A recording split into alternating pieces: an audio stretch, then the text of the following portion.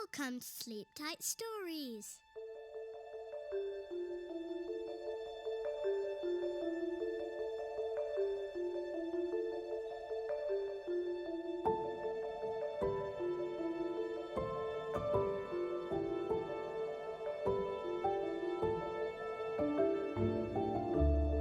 Cat City. The Adventures of Susan and Tucker. Book 1. By Patti, Larsen. A Prince Edward Island-based Canadian author.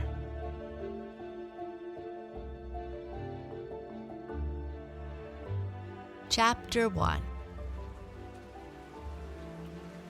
Susan stood on the top step of the back porch, horribly upset with her circumstances.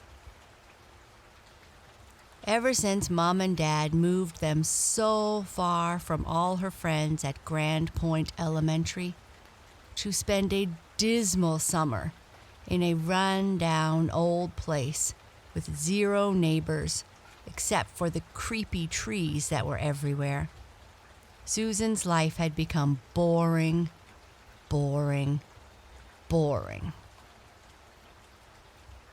She tried really hard not to take it out on Mom, but it was so easy to be temperamental and feel sorry for herself, especially considering she hadn't had a say in the matter.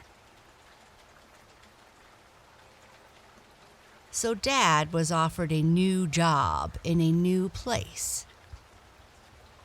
So it gave Mom the chance to stay at home and renovate the project, a musty and distinctly creepy big house at the end of the endless lane of trees, just like she had always wanted.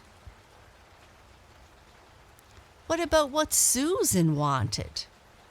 Like anyone cared what Susan wanted. Stupid house, she thought. Stupid yard. Stupid rain. The very last thing in the world she would choose to do was go out into the wet and surprisingly cool June morning. But Mom hadn't given her a choice. After listening to Susan sigh all morning, Mom finally had it. "Susan," Mom said, "outside." And that, Susan knew, was that. So she stood there in her shiny red raincoat and matching red plaid mud boots Dad had given her the first day they arrived. Susan despised them. She was, after all, 10, thank you very much, and no civilized 10-year-old would be caught in red plaid rubber boots. Well, at least no one would see her in them besides Mom and Dad, and they didn't count. Susan pulled up the hood of her jacket, heading out into the yard. Everything was soaked. Wet leaves clung to the slippery steps in bad need of a coat of paint. The grass lay limp and heavy, brown in patches. Even the trees looked black, bark darkened by the never-ending rain. Susan took one look at those wet and creepy trees and shuddered inside her raincoat. She made her way with tiptoeing steps through the grass. But no matter how hard she tried, before long, her new boots were covered in old brown twigs and stray leaves. Ew, Susan thought. Gross. There wasn't much for her to do outside either. This really was a silly idea, she decided as the raindrops pattered noisily against her hood and the knees of her jeans catching the water, so drips ran down into her boots. Susan turned around and trudged back to the kitchen door. She stopped at the bottom step and examined herself. There was no way she was going back inside with so much junk clinging to her. She took a seat on the lowest step, resigned to the fact she would have to be hands-on to get the job done. She pulled free her first boot and began gingerly scraping off the wet mess with one finger. And suddenly stopped. Ears perked. She was sure she had heard something, an out-of-the-ordinary thing. Rustling, maybe, and squeaking? Susan waited, head tilted as she listened in the rain. Her hood muffled most sound, making the raindrops so loud she was finally convinced she imagined it, and turned back to her dirty boot when she heard the sound again.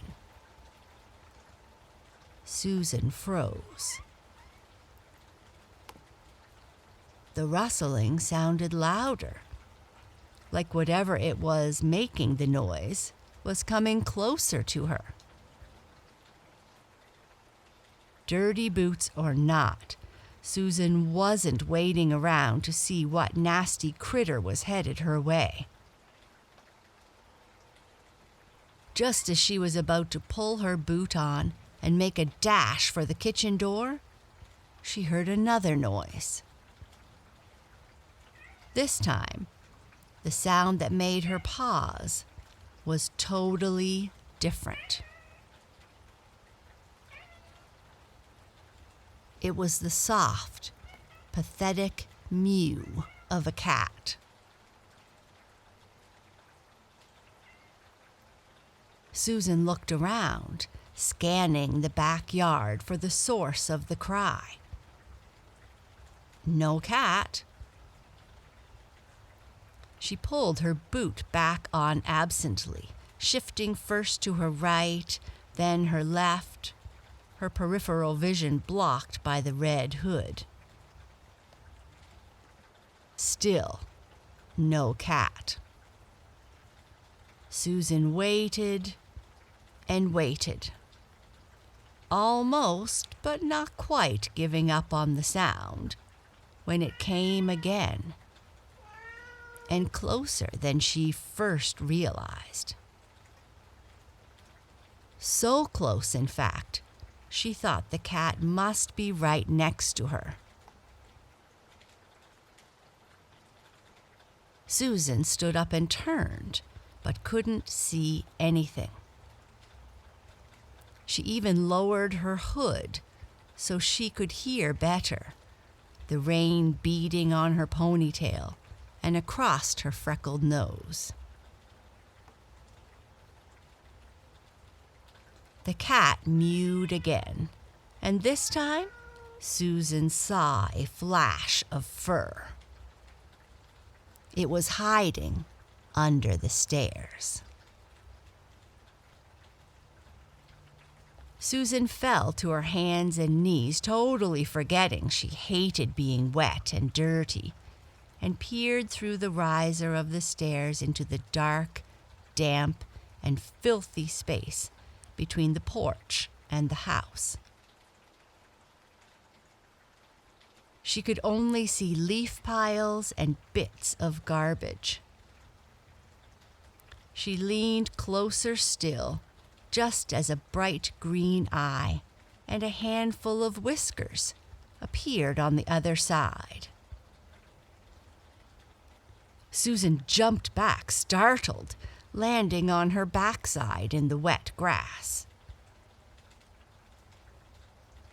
She could clearly see the cat now, soaked soaked and bedraggled, whiskers hanging low as he made a soft, pleading mew, one paw raising toward her as he shivered. Susan's heart reached out, and her hands did too, and the cat found his way into them and against her raincoat. She cradled him against her, rain dripping from her onto him as he looked up at her with his bright green eyes and started to purr, which of course sealed the deal for Susan. All that was left was to convince Mom he had to stay. She carried the wet bundle up the steps to the kitchen door. He was heavy, obviously well fed, but she was sure he needed a home and was going to be her cat. Susan's heart swelled, and for the first time since she arrived in the old house, she was completely and utterly happy. Mom stood in the kitchen, mouth open, cleaning supplies and yellow rubber gloves forgotten as she took in the soaking, dirty cat in Susan's arms. For an instant, Susan was afraid. What if Mom said no? She was never allowed a pet before. Mom always thought they were too much work. Susan bit her lower lip. "Mom," she said, not knowing herself. She looked as lost and forlorn as the cat she clutched in her arms. "Can we keep him?" And to Susan's delight, Mom smiled. As it turned out, he was a cream tabby once he was cleaned up and dried off. Susan loved his fur, the color of warm butterscotch with light reddish stripes through it. So soft, it was almost cold to the touch. Once dry, Kitty, as Susan decided to name him, was medium-haired with a bit of a mane and a thick, fluffy tail, as long as he was.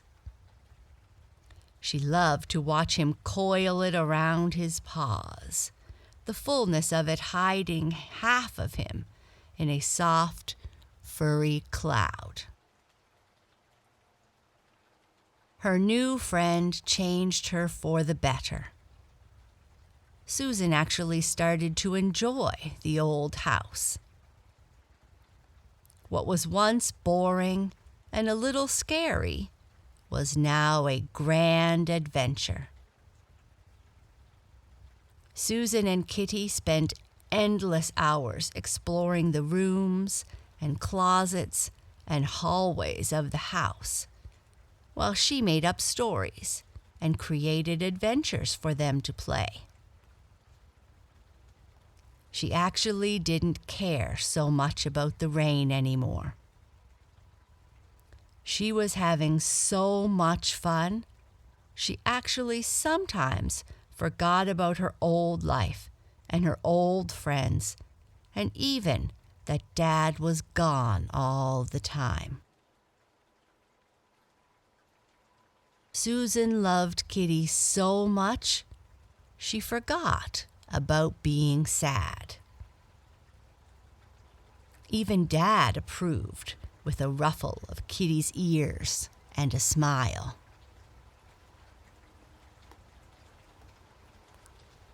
By the time a couple of days passed, Susan was so used to hiding out from the rain, she was annoyed to be woken one morning by a bright golden light. It was such a long time since she saw the sun. It took her some time to realize it was actually finally a nice day, and she could go outside. She didn't realize until she was halfway down to the main floor that Kitty, who never left her side, was nowhere to be found. Susan made it to the kitchen, eyes going immediately to his bowl. But no Kitty. A feeling of panic hit her. Where was he? Susan went to Mom, who was flipping pancakes. "Have you seen Kitty?" "No, honey," Mom said, handing her a loaded plate. "I can't find him," Susan said, tears welling. She was being silly, 10-year-old, and upset because she couldn't find her cat. "My best friend," her mind said as her lip twitched on its own. "I'm sure he's around here somewhere," Mom said, giving her a push with her plate toward the table. "He'll probably show up before you finish your breakfast." Susan picked at her fruit-covered pancakes, appetite gone. "What if he doesn't?" Mom sat down next to Susan. "We'll find him, honey. It's okay." Susan glanced out the window at the sunshine and saw Kitty running through the grass into the trees behind the house. Mom must have seen her expression light up. "Okay, go on," Mom said to Susan's back. She was already away like a shot. Susan paused only long enough to put on her plaid boots and red coat. Then she was out the door and running across the grass. "Kitty!" Susan called as she ran. "Here, Kitty!" She paused only briefly at the edge of the forest. It seemed not quite so scary anymore now that the sun was shining. At least until she was in them. The heavy trees were thick with leaves blocking out most of the sunlight and making the air dim. And she thought she heard noises, soft scraping and scuttling noises, and was sure for an instant she saw a pair of glowing red eyes in the bushes ahead. "Kitty!" Susan called. "Where are you going?" She almost decided to turn back when she stumbled into a clearing, the center of which was a huge oak tree. Susan looked up and up the giant tree, unable to see its top. It was very old and very big, and she was almost afraid of it standing there, all alone in the middle of the woods. Susan turned to leave when she heard a soft mew from up ahead. She froze, listening. "Kitty? Is that you?" Susan walked closer to the tree. "Are you there?" She heard it again, but this time from above her. Susan looked up and was sure she saw the flash of Kitty's tail disappear into the thick leaves of the tree. "Kitty!" Susan was close enough now to touch the tree, tripping a little over the huge roots. "Come down here right now!" When Kitty didn't appear, Susan tried to decide what to do. The smart and safe thing, she knew, was to just go back to the house and wait for him to come home. that would be what Mom would want her to do. But she was worried Kitty wouldn't come home, that he was only waiting for the rain to stop to leave her. She looked up the big tree at the large branches she was sure would hold her weight. And Susan, not always the bravest girl, decided going after Kitty was worth it. She realized almost immediately rubber boots were not the best choice for climbing still wet tree branches. Even though the first one was low enough for her to get to easily, the slippery soles of the plaid boots made going scary. Still, she didn't think she had time to go back to the house for a change of shoes, not with Kitty so close. It didn't take long to get to a good height in the tree. Susan reached for the next branch and slipped, hitting her shin so hard, tears sprang to her eyes. She clung to the bark and for the first time looked down and quickly looked back up.